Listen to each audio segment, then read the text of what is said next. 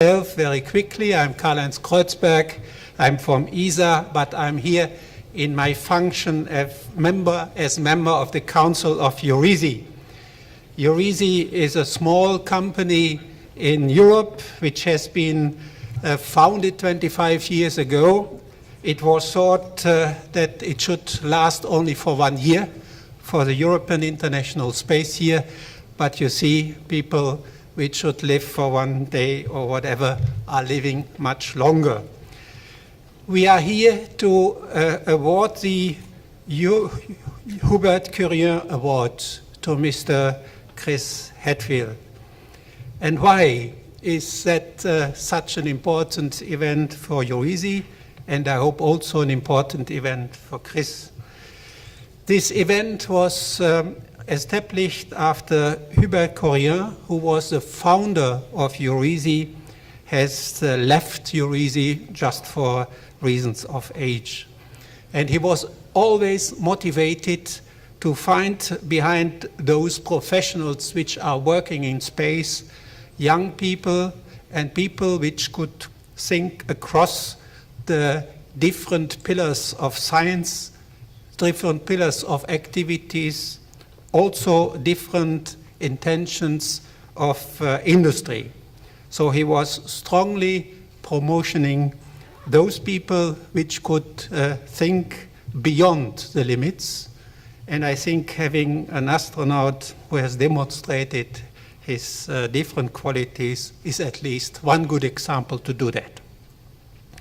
So nowadays, after 25 years, this organization has become a little bit more matured. We have focused on a few activities which are very important, and this can be said in 3 words. We are raising awareness, what can bring space to the citizens. We try to cross the gap between the governmental structures, the big agencies, and those which are using space application in their regions, in their house, in their daily life. And we try to increase the potential of application simply by bringing those people which have a need together with those people which have a no, and sometimes in addition with those people together which has money. And if you bring them at the right time to a good topic, we have created a lot of space cases, business cases, and startups. And what is the third activity of EURESI? It is not less important than the other two. We give a regular feedback to those which take the decisions for the future in space. That they do not dream too much about very academic exercises, but that they keep in mind that behind the inspiration we need for the young generation and for other people, we need also a clear, to deliver a clear added value and benefit to the citizens who in the end pay all these activities by their taxes. So this is in few words what it is about. We give that award every 2 years, every second year, to a distinguished person, to a team, or to an institution. These are the 3 potential bodies. We had this year a very distinguished jury, and I would like to call a little bit the jury, maybe not so known for Chris, but from the European side it is a very well distinguished setup. So among the different members this year were Mr. Laurens Brinkhorst, the former Dutch minister, but he was also for a long time the president of the European Space Agency's Council at ministerial level. And I can tell you, since I know him very well, he is still a very active decision promoter in his country. Jean-Jacques Dodin, you may know as the Director General of the European Space Agency. Mr. Harald Posch, who is actually not only the head of the Austrian Space Agency, but also head of ESA Council, has to sit in the next room since there is just the voting for the place of IAC in 2017, and it went not so easy as it was expected. So, Alan Ratier, the Director General of EUMETSAT, then Mr. Weissenberg, Director of the DG Enterprise from the European Commission. And to conclude maybe with that, I would like to give you also a few names which were the recipes in the past for this distinguished award. In 2004, we had Mr. Gabriel Lafronterie. He was the counsel of ESA. He has founded ESA, and he has at least at that time written a convention and a constitution which did not change during the past 50 years. There are other organizations which have to change every year. We had in 2006 Dr. Sergio Camacho Lara from the UN Space Office. In 2008, Mr. Roger Bonnet, the former Director for Scientific Research at ESA. In 2010, we had your colleague Frank de Win, also ISS commander, and in 2012, the International Space University, ISU, as an institution. And I would like to continue with that tradition to ask now Mr. Sallerberger to introduce very briefly Chris to that award, since he is the recipient from the last year. Please, go ahead.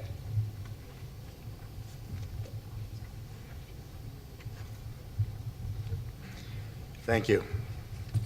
Good morning. Bonjour. C'est un grand plaisir d'être ici avec vous aujourd'hui.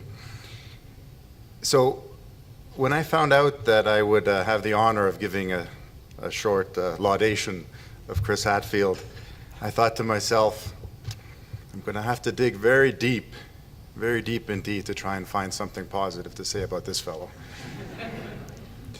Of course, you know I'm joking. As everyone in the room here knows, Chris is one of the most known and most loved figures in the space world. Heavily decorated astronaut, engineer, pilot, Chris Hadfield has received many distinctions, including the Order of Ontario, the Order of Canada, and the NASA Exceptional Service Medal. He was named the top test pilot in both the United States Air Force and the United States Navy. So just think about that for a minute, how exceptional of a pilot he must be as a Canadian pilot to get those distinctions. Of course, he's also had several missions to space, as we've just heard in the previous panel here, as a Canadian astronaut, culminating in his tour of duty commanding the International Space Station in 2013, the first Canadian ever to command an international spaceship. I've known Chris for some time. Several years ago, we both worked together at the Canadian Space Agency, worked together on a few projects, and I can assure you his public persona is no facade. He is one of the most likable, hardworking, and genuine people you'd ever meet. You know, those of us that have the privilege to work in the space field get to work in one of the most exciting and dynamic and indeed fun areas of all of human endeavor. But we also have a responsibility to share the space experience with the rest of humanity. And this is what Chris Hadfield has done so very well. Through the extensive use of the new opportunities afforded by social media, he opened up new frontiers in popularizing human space flight and indeed space exploration in general, both here in Canada and around the world. He tops the list internationally, not just as a recognized astronaut, but as a recognized celebrity in general. His Twitter followers numbered over 1 million. When he released his music video, and I'm sure most of you have seen that, the zero-gravity version of Space Oddity by David Bowie, it received over 10 million views in its first 3 days online. As a commander of the space station, he conducted a record-setting number of scientific experiments and gained worldwide acclaim for his breathtaking photographs and educational videos about life in space. So I'm here today as chairman of the board of the International Space University, the previous recipient of the Prix Hubert Curien. We place a big emphasis on space education and public outreach. And that is why we are so pleased with the selection of Chris Hadfield as the 2014 recipient of the prize. He has personally educated and brought the excitement of space into the hearts of millions around the globe. Congratulations, Chris. Thank you.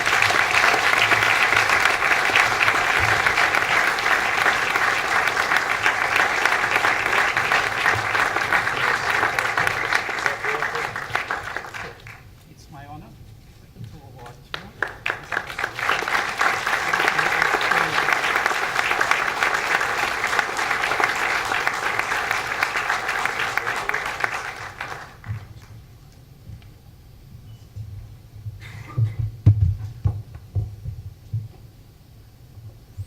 They look weightless, don't they?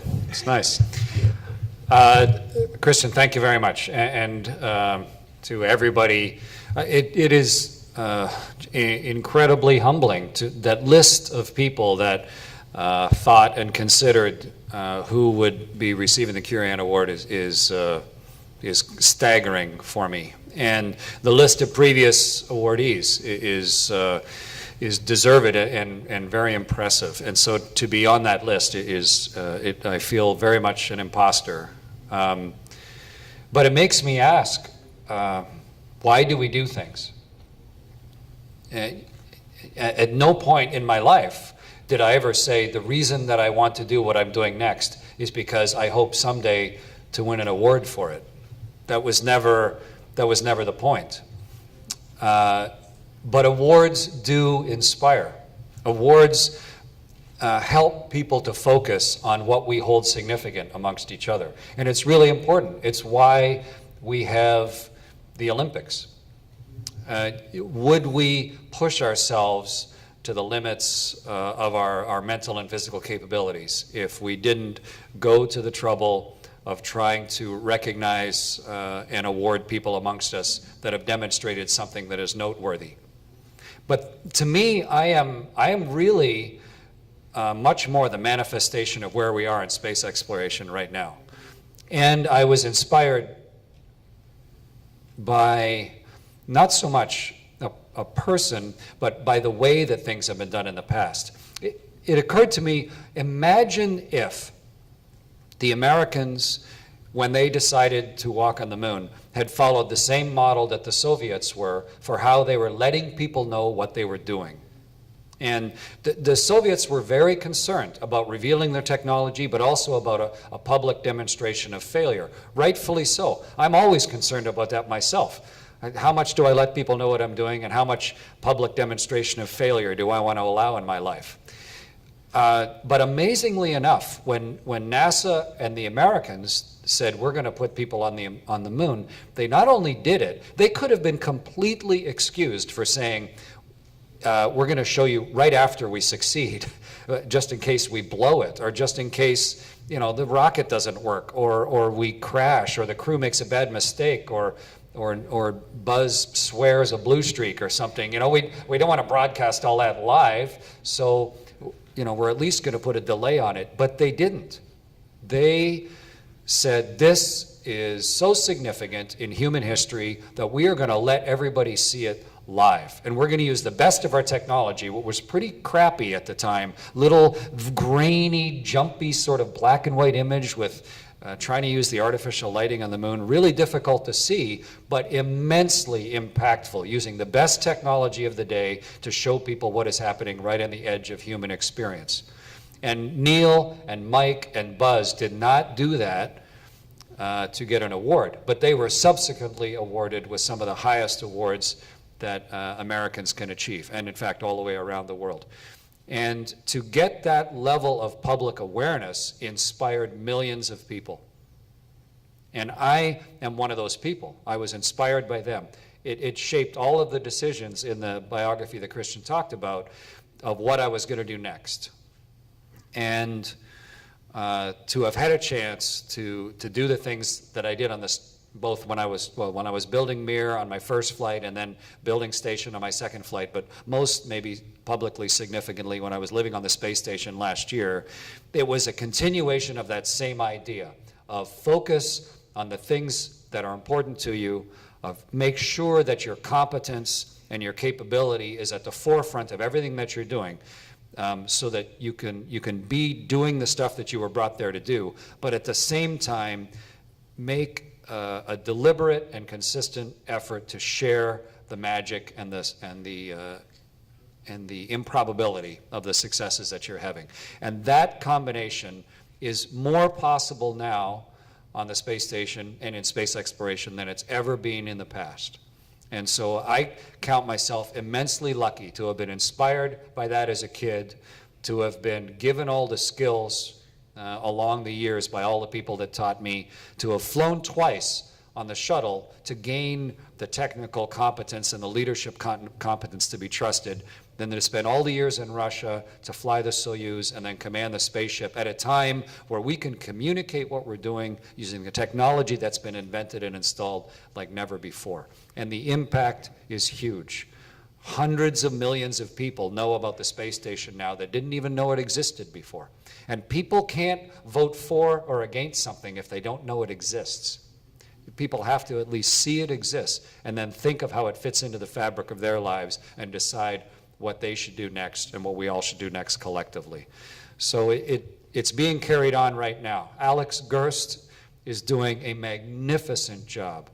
He was in New York Post, I think, yesterday, as the top account for space Twitter to follow, or space social media to follow, one of the top 10 anyway, of someone who is not only doing significant and complex work, but sharing it with the other 7 billion of us. And Reed Wiseman is doing the same, and the folks up on the space station, we end up being, deservedly or not, the focal point for the entire world space program. And the ability to not only do it well, but to share it is kind of at the core of everything. So after that long list of other folks who have won the Hubert Curien Award, I am very happy to be the person standing here holding it in my hand, but it is the Canadian Space Agency, it is everyone who ever taught me, everyone who ever helped build the things that allow the space station to exist, and all the forward-thinking people that are enabling what's coming in the future, that all go into the winning of this award. So thank you very much for the honor.